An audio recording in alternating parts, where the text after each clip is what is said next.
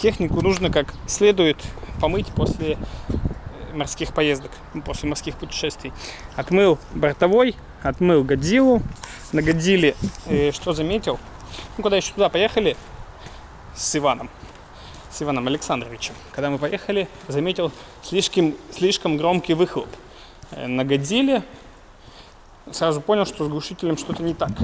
Ну и, конечно же, по приезду обнаружил, знаете что? Такое чувство, как будто кто-то тут откусил кусочек глушителя, видите? Как его бабахнуло.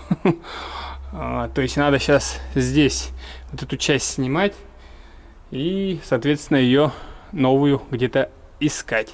Глушитель это получается старого образца. Вот видите, морские путешествия дают о себе знать. То есть он прогнил, проржавел и вот так вот лопнул. Еще один нюанс. Когда приехали, с моря, поставили машины в ангар. И сегодня я начал утром трогаться, выезжать из ангара. И, как мы видим, здесь стоял бортовой. Видите, да, что произошло? Вот такой вот след. Оставлял бортовой. Оставлял. Вот до этого момента. Здесь ямка. Здесь произошел щелчок в переднем левом колесе. Щелчок как ознаменование того, что, наверное, скоро будет новый ремонт. Ну что, птички в клеточке сидят. Годзилла, конечно, брутально смотрится. Вот вроде, да? Вроде ураловские колеса там и там. Но как-то вот даже невооруженным взглядом видно, что повыше Годзилла. Очень нравится мне Годзилла, ребят. А вам нравится Годзилла? Если нравится Годзилла, не забывайте пальчики ставить. Чуть не забыл. У нас в этой серии, скорее всего, будет оживление мертвеца. У нас там есть один. 66-й стоит. Вот его надо оживить, запустить и перегнать. Там есть, если получится, обмен совершим. А на что? В конце серии узнаете, на что будет обмен. Что вездеход помыл? Рубрика «Ответ подписчику». Подписчики спрашивают про лебедку на вездеходе. Лебедка на вездеходе есть, она возится в багажнике. Быстросъем, перед-зад, вот розетки. То есть можно спереди поставить, можно сзади. Но, как правило, не нужна она. Хватает. Либо мы ездим там, где она еще не нужна. Но мы обязательно съездим туда, где она требуется. Спереди тоже, видите? Все, вездеход помыл, машину помыл, все помыл, всех помыл, все чистые, все довольные, все красивые. Вот видите, какой разрыв получился у глушителя. Надо его починить. А лучше всего вообще другой поставить. Масло почему-то, ребят, с верхнего кома потекло. Вон там вот. Почему-то потекло масло. На раздатке на верхнем коме. Странно. Не пользуемся, а почему-то течет. Не пользуемся, поэтому и течет, наверное. Ребят, смотрите. Решил посмотреть, что же там по раздатке.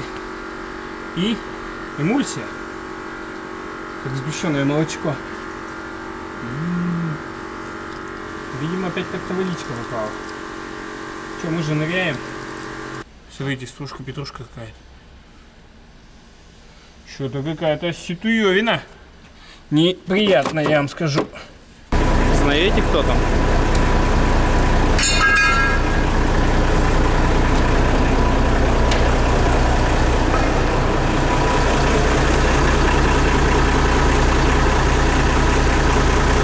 Руки-то помнят.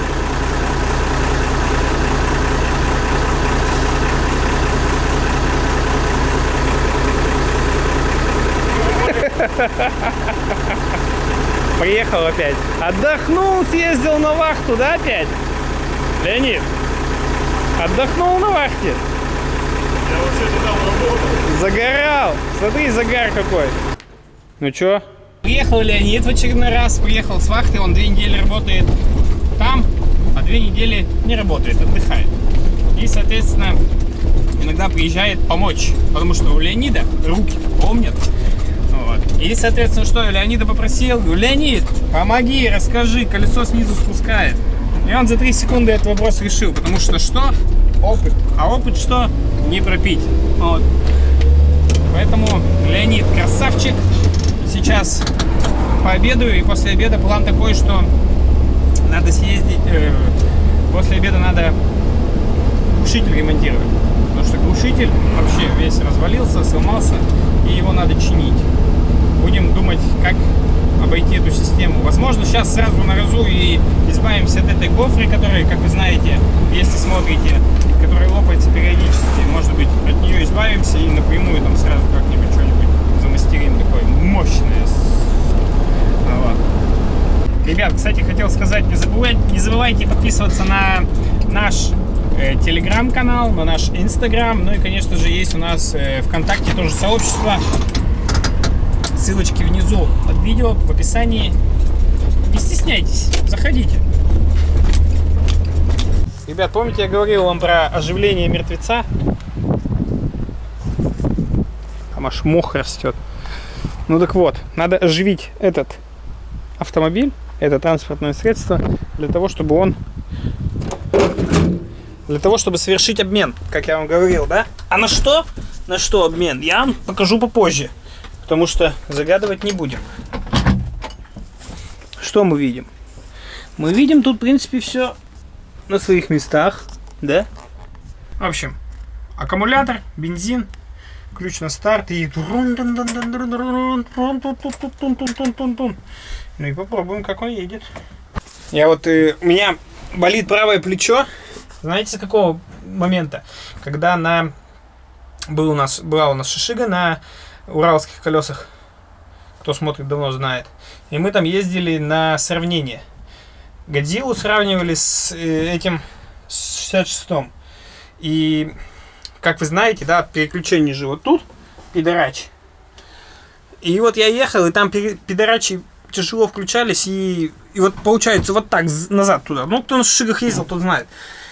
И вот с тех пор у меня плечо болит. Надо мне снять глушитель, а он не поддается пока что. Все, какие проблемы? 3 секунды дел-то тут.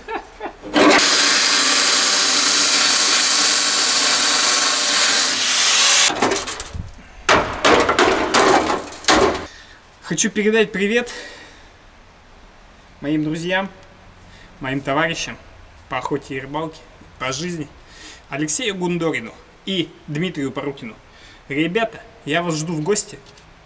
Можно на осеннюю охоту, на гуся, как в старые добрые времена. Поэтому приезжайте. Приезжайте. Как обычно, поохотимся, постреляем, погуляем. Все как обычно. Алексей, ты знаешь наши правила? Выстрел, гусь. Выстрел, гусь.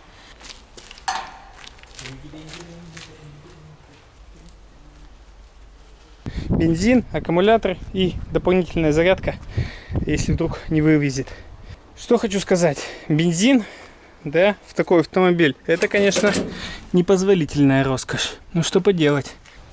Мой грузовик обжора.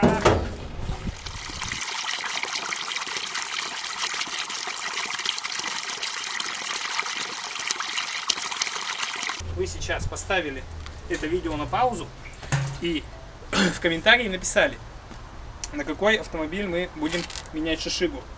Вариантов много. И поэтому, кто угадает, тому 1000 на карту улетает. А как вы знаете, подписчики, которые долго нас смотрят, я ни разу не обманул и всегда отправляю победителю выигрыш. Так, как-то надо подкачать, да? Подкачать-то ладно, давайте сейчас посмотрим, что там с аккумулятором. Аккумулятор вот я сейчас накину. Просто определиться. Реальная лампа в комплекте. Так, масса должна идти на ящик, да?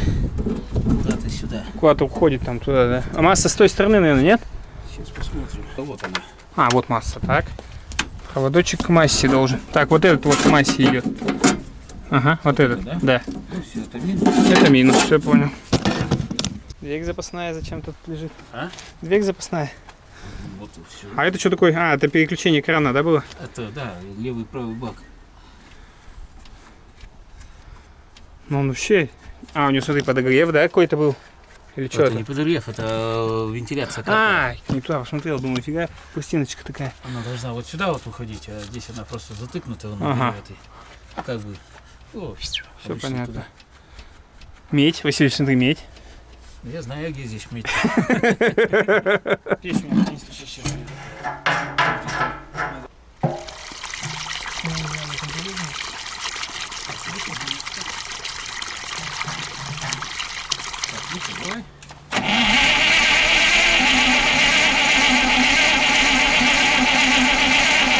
Так, давай.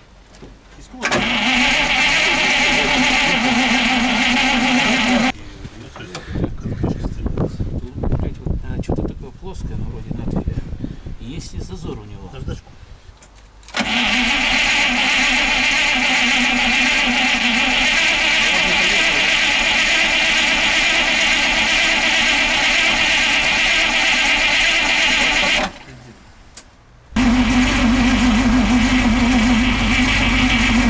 Такой вот шланг, который насквозь просвечивает уже. Видите? Все, ханаем. Подготавливаем к транспортировке 66-й. Для этого мне нужен трос. Трос где есть? У Вадима. Берем. Хоп, взяли. И идем. Кстати, смотрите, у меня какая классная есть каска-кепка. Видали? Ярый подписчик и мой друг по совместительству Алексей знает, откуда эта каска-кепка. Каска-кепка. В общем, дождь идет. А, как вы знаете, в дождь 66-е очень любят запускать свои моторы. Поэтому не будем изменять традициям. И, конечно же, сейчас при помощи Васильича. Василич вот тоже очень заинтересованный человек. И он за любую движуху, Василич, за любой кипиш.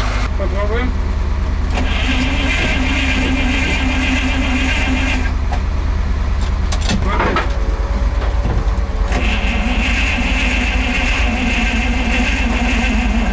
Ребят, как вы считаете, существует вероятность, что я въеду Василича?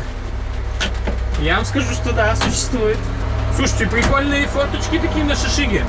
Боковые вот эти. Классные. А вот эти крючки знаете для чего? Вот эти крючочки. Спереди. Знаете, да, для чего? А, кстати, их отрезать, наверное, и в ЗИЛ приварить к себе. Это чтобы солдат мог отдохнуть. Сюда натягивался гамак на эти крючочки. И солдат мог отдыхать здесь. Вот. Растягивался гамачочек. Фу, надо в Годзиллу такой. Крючочки эти. Болгарочкой аккуратненько. И все. Ну что, Василич подъезжает. Сейчас будем запускать телегу. Ну что, ребята, с Богом? Погнали!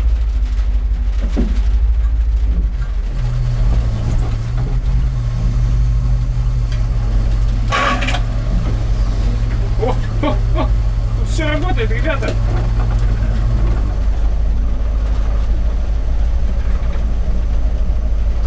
Хотит.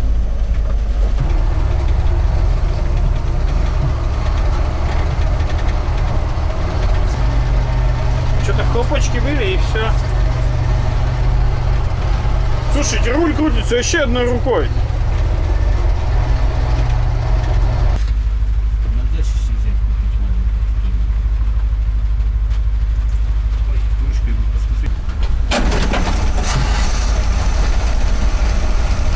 Василий разогнался. Тут надо, видите, мне рулить и подливать. Срочно нужна помощь.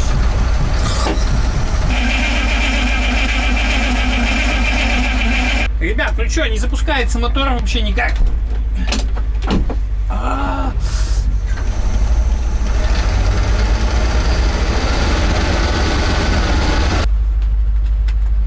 Либо мы его залили конкретненько.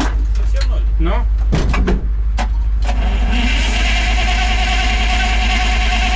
Мотор не запустился, хотя очень хотел.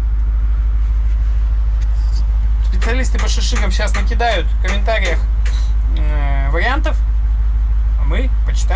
Что же было? Что же было? Ребята, не запускается вообще никак. Установил аккумулятор на зарядку. Немножко подсел. Пусть подзарядится, чтобы завтра с новыми силами мог крутить. Ну а тут у нас красавчики стоят. И Годзиллушка. Ай, Годзиллушка, красоточка ты моя. Так, без глушака, правда? Ну, ничего страшного. Вообще разорвал его, смотрите. Просто бум. Леонид, ну давай в двух словах ты расскажи, что делаем. Да ничего не делаю. Делаем глушитель из огнетушителей. Огнетушитель будет глушить. А ты что, хочешь эту гофру тоже использовать? Не только тушить, но и глушить, да? А ты хочешь эту гофру, то что делать с ней? Поставлю Зачем? вместо глушителя. А, ты хитрый. Анатолий. Хитрый же, хитрый. Он хитрый.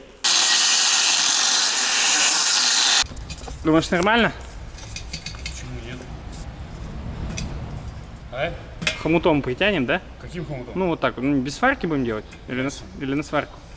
Все будет нормально. И дали. Вот Леонид говорит, у меня, говорит, глаз алмаз. 2 ведь подготовил. Все, чтобы по высоте четко было. Молодец. Не зря тебя учили, Леонид. Не зря я тебя учил. Ведь где ты учился, я там преподавал. Да. Нет, вот ответь, если наши подписчики скажут, а почему вы не купили в магазине, что им ответить? Не знаю. Не знаю. Ты считаешь, что сделано своими руками прослужит гораздо дольше, нежели то, что делают сейчас? Согласен? Возможно. Потому что толщина металла вот у этого огнетушителя, глушителя гораздо толще, чем у того, что было. Да? Где-то полторашка. А тут? Фигня какая-то. 0,5. Там же стенка. Там же стенка, да? Ну, походит, постоит еще, да? Ну что, ребята, вот такой вот глушитель получился. Четкий. Как один в один, да? Вот Леонид красавчик. Вообще красавелла. Вот как-то так будет это выглядеть. Многие из вас скажут, зачем вы занимаетесь ерундой и ставите глушители из огнетушителей. А я вам скажу, у нас в городе нет ничего подобного. Поэтому Леонид красавчик изготовил в короткие сроки вот такого глушителя. Я думаю, что он будет ничуть не хуже заводского. А огнетушителей у нас много, поэтому мы можем изготовить вам такие. Что ты там басня опять травишь? Травлю, что надо. Все готово. Ребята, давай, газку поддай, главное, мальца.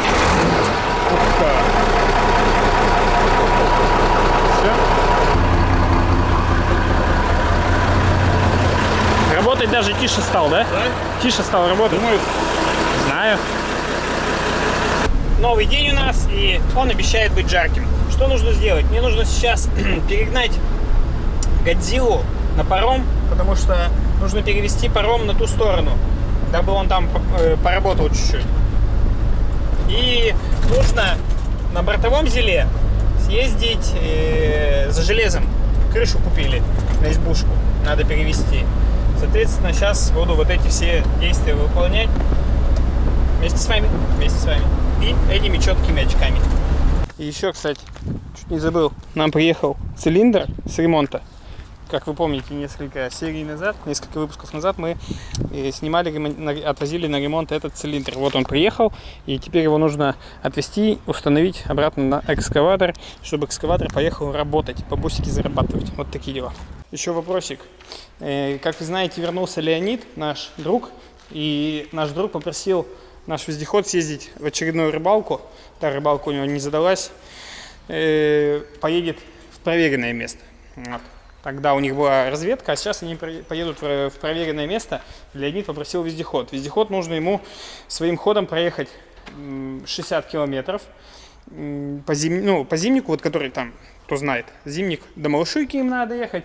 И оттуда еще там километров, не знаю, 80-100, тоже там чуть-чуть по грунтовке. И там уже болото, национальный водоизъявский парк называется, где ловятся гигантские щуки на удочку. И вот Леонид хочет туда съездить и попросил вездехода, мы ему не можем отказать.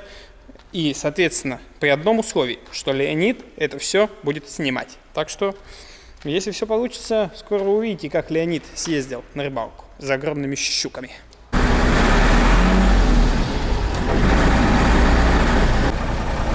доехал до парома, тут уже очередь небольшая, тоже ЗИЛ-131 на Мазовской резине, продукты возит.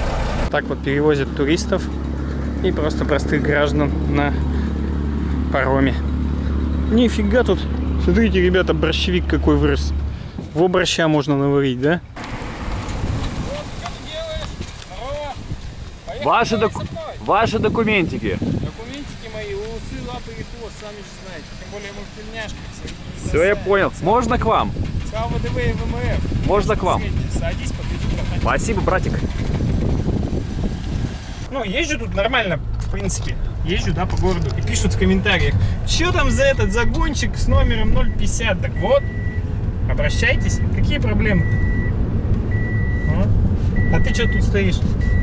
Так я смотрю, денег можно заработать. Люди без документов ездят. Документы ездят. Документы у меня тут, где надо, лежат. А это я, знаешь, что предлагаю-то? Заехать, знаешь, куда? В кофеварку 29, чтобы отведать вкуснейший, наивкуснейший, наисочнейший кофе.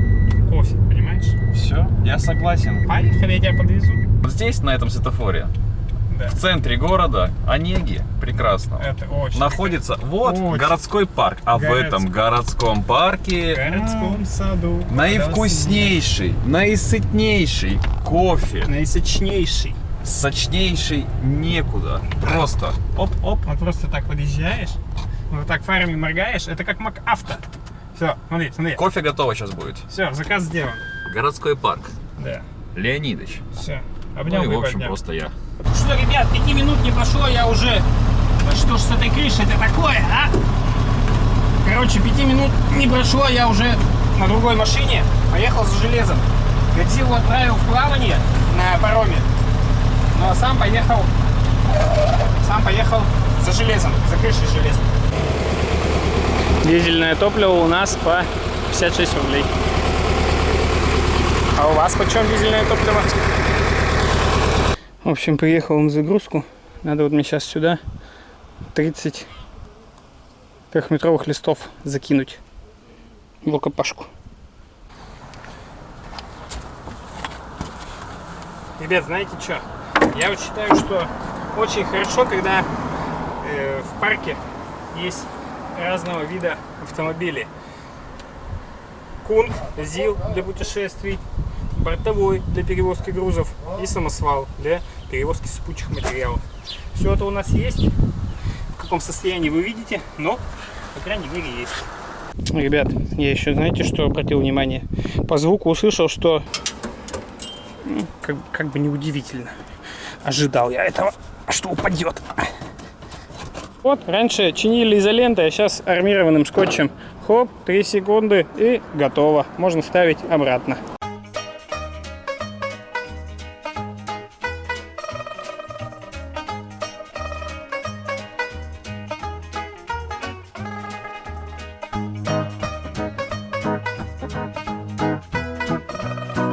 Загрузил крышу. И вот сейчас надо отвезти ее на базу. И, не знаю, наверное, в следующей серии уже поедем на избушку. Покажем, как крышу будем делать. Может, не покажем, не знаю. Кто смотрит нас, помнит, что мы недавно ремонтировали буханку, на которой я езжу. И у нее лопнула цепь ГРМ. Ну, то есть механизм там все это, всему настал конец, так скажем, да? Ну так вот, до этого машина тоже, может, кто смотрит, помнит, что она себя неловко, неудобно чувствовала. То есть у нее были там проблемы, то есть она периодически глохла, там еще что-то как-то. Тянула плоховатенько. Ну так вот, сейчас этой проблемы нету. И что я заметил, что мне очень нравится и мне симпатизирует, конечно же, это то, что машина перестала есть много бензина. То есть раньше очень много бензина ела, а сейчас гораздо меньше. Но, скорее всего, там было, цепь растянулась, может, там перескочила как-то, соответственно, впрыски, система зажигания, это все неправильно. Ну и, соответственно, расход топлива был большой. Сейчас нормальный расход, даже по городу. Итак, ребята, подписчики попросили показать все-таки лицо нашего города. Не смею отказывать. Вот оно лицо, вот мы по нему едем. Здесь у нас раньше был асфальт, но так как он весь в ямах, Естественно, его засыпали щебнем, ну, вот так в черте города. Щебнем, отсевом, и вот такая вот пылюга идет просто. Вот видите, тут асфальт. И вот такая пылюга просто стоит. Соответственно, вот видите, тут вроде ровненько. После дождя тут появляются новые ямы. Ну и как-то вот так это все немножечко. Это лицо города. Дороги в Архангельской области признаны там по какой-то аналитике одни из самых худших по стране.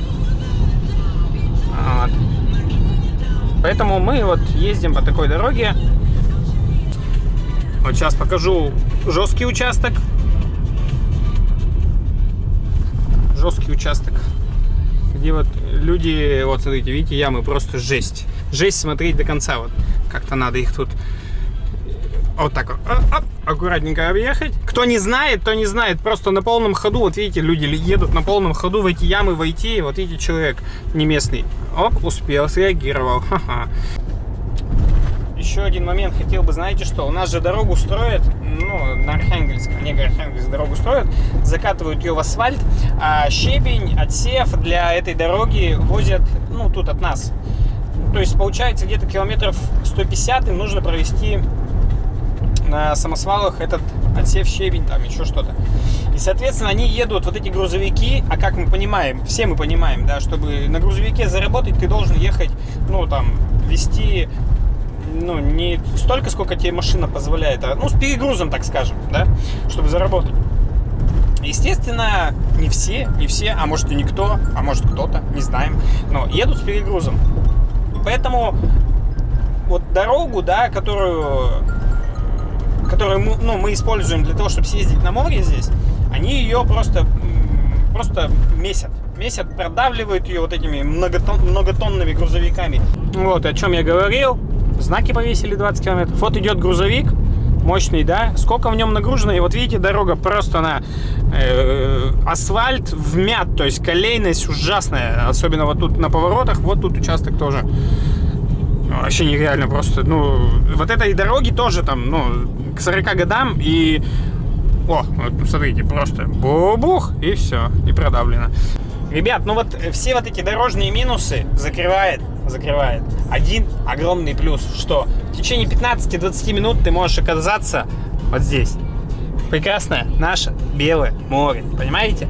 То есть, ну вот есть минусы, но есть же огромный плюс, согласны? Вот, и поэтому мы трясемся по этой плохой дороге, приезжаем на наше прекрасное Белое море, отдыхаем, купаемся, загораем, жарим шашлыки, еще что-то жарим. Как я обычно говорю, приезжайте к нам на Белое море.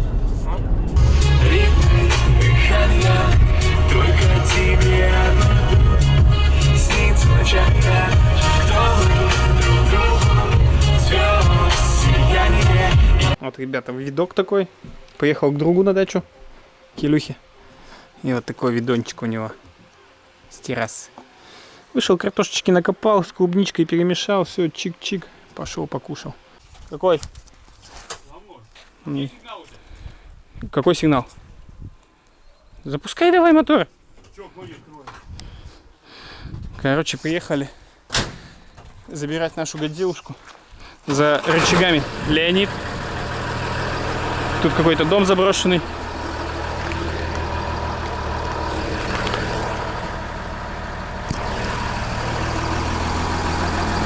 У ребят тут вездеход. Ну так это такое по типу нашего охотника. Вот ребята будут двигатель ставить. Вот этот. Туда. Не знаю как. Дизель пароходный будут засовывать сюда. Что, забрали нашу годзиллушку и едем с Леонидом и с Андреем, дабы немножечко поработать. Жарища стоит. Нереально. Вновь мы находимся в деревне Ворзагоры. Как изменилась дорога, да? С зимы.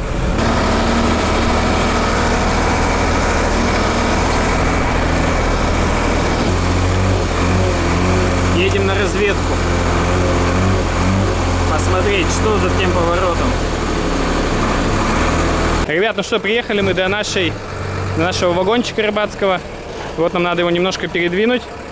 Мы его сюда зимой притащили.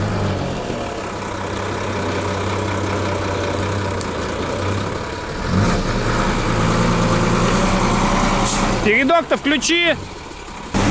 Все, передок включился и сразу поехал. Давай, Леонид, прокати меня на вагончике. Поедем в вагончик кататься. Вот тут немножко опасный участочек. Сейчас, может, меня подзатопит, ребята. Поплыли. Нормально, нормально. Искупались чуть-чуть. Нормально. Какой-то Ноев ковчег тащим. Очки, да? Очки четкие? Ну какие вопросы? Ну, Леонид сходил, квасу набрал. Говорит, что-то кваску охота попить. Я говорю, так ты бы сказал, я бы купил. Он говорит, этот природный квас вкусный. Закипела машина немножко, квасом поливаем. Я чувствую себя каким-то проводником. Впереди паровоз. Кстати, паровоз. Вот хочется отдать должное заводу имени Лихачева за то, что произвел такой классный автомобиль. ЗИЛ. Бог без грузила, как Москва без ЗИЛа, как говорит наш друг Леонид, который является сейчас водителем грузовика ЗИЛ, Годзиллы. И тащит по этой пустыне просто, ребят. Просто по пустыне тащит этот вагон.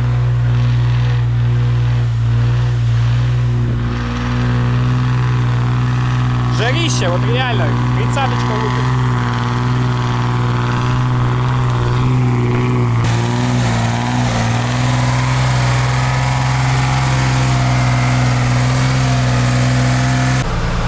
Температура, видите, до соточки почти нагрелась. Надо немножко охладить. Пробег у нас уже 5500 на Годзилле. Кстати, хотел рассказать вам про присадку в двигатель. Ну, в двигатель, да, для того, чтобы улучшить характеристики мотора. На 50 литров дизеля заливаем одну баночку вот такой вот жижи. Вот видите, бодрит тело и дух. И баночку в бак. И мощей сразу столько добавляется, ребята. Не рекомендую, но сами подумайте. Но бодрит. Баночка на 50 литров.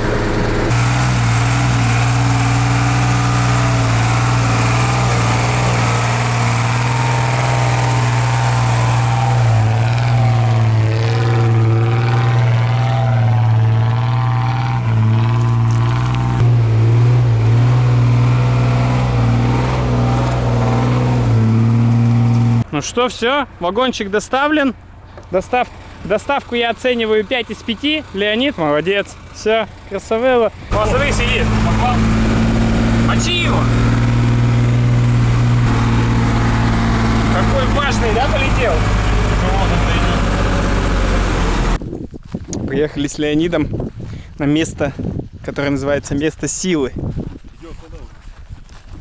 Сюда вот люди приезжают, паломники с палатками приезжают. Место силы, вон рюжи, люди рыбачат. Рюжи. Место силы называется почему? Потому что нужно, тебя высаживают вот там внизу, тебе нужно бегом подняться вот в эту гору. Вот. Кто забежал, тот сильный. Поэтому называется место силы.